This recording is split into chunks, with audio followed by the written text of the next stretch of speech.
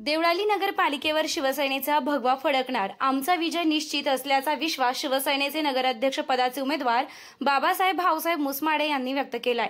देवळाली नगरपालिका निवडणूक शिवसेनेचे नगराध्यक्ष पदाचे उमेदवार बाबासाहेब भाऊसाहेब मुसमाडे यांनी आम्ही निवडून आल्यानंतर देवळालीतील रखडलेले विकास कामे आम्ही करणार आहोत, वेगवेगळ्या योजना आम्ही देवळालीकरांसाठी राबवणार आहोत, नगरपालिकेचे उत्पन्न वाढवून नागरिकांची घरपट्टी पाणीपट्टी कमी करणार, देवळाली गावात अनेक नागरिकांच्या मोठमोठ्या समस्या आहेत, सामुदायिक विवाह सोहळा करून 3 पेक्षा अधिक जोडपी असेल त्यांच्यासाठी मंगल कार्यालय देखील आम्ही मोफत देणार, असे विविध योजना आम्ही निवडून आल्यावर राबवणार असल्याचा विश्वास यावेळी शिवसेनेचे नगराध्यक्ष पदाचे उमेदवार बाबासाहेब मुसमाडे यांनी व्यक्त केलाय।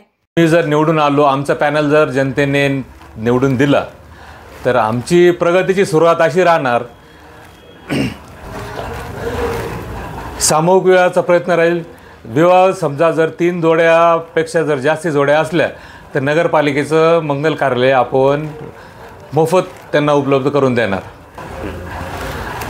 नगरपालिकेचे जे गाळे आहेत, आपलं असं प्राधान्य राहील की ते गाळे गावातल्या नागरिकांना फर्स्ट प्रेफरन्सने मिळावं, का ते बाहेरच्यांनी ते गाळे घेऊन व्यवसाय करण्यापेक्षा आपल्या गावातील नागरिकांना, तरुण मुलांना ते गाळे मिळावं, व्यवसाय हो, तर आपण त्यांना ठराव करून ते प्राधान्य देणार। प्राधान्याने ते गाळे आपल्या गावातल्या मुलांसाठी, माणसांसाठी उपलब्ध करून देणार। भंडारदारा धरण झाले, भंडारदाराचं टेल टँक आपल्या मुसळवाडीला आहे, आता त्याच्या खाली निळवंडेचं धरण झालं आहे। निळवंडेचं धरण झालं तर निळवंडेचं पाणी येतं आहे सगळीकडं। आता ज्या भागात पाण्याचा तुटवडा होता तिथं भरपूर पाणी, आता तांब्याने पाणी घ्यावं लागतं विहिरीतून, इतकं पाणी झालं आहे। तर ते पाणी, सगळं पाणी आता खाली आलं आहे आणि आपल्या त्या फरशीच्या तिथनं ते पाणी खाली चाललं आहे, व्हायला चाललं आहे ते पाणी।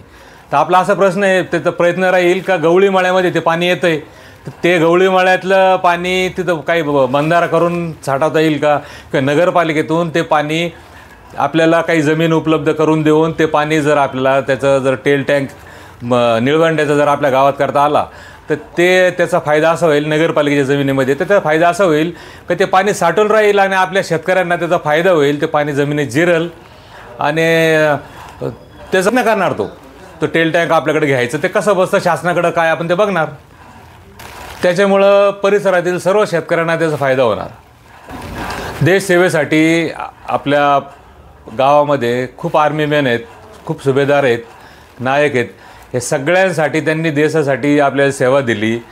त्यांना पण आपल्याला काहीतरी कर्तव्य, आपलं आद्य कर्तव्य आहे सगळ्या गावकऱ्यांचं, त्यांना पण आपण काय देऊ शकू गावात। समजा काही शासनाच्या काही स्कीमा असतील किंवा त्यांच्या काही घरपट्टी आपल्याला काही कमी करता आलं तर ते असतील, ते कशात बसतं जेणेकरून नाही तर फुल नाही तर फुलाची पाकळी तरी आपल्याकडनं त्यांना मदत होईल, आर्मीमॅनला, रिटायर्ड आर्मीमॅनला। असे आमचे प्रयत्न राहणार आहेत।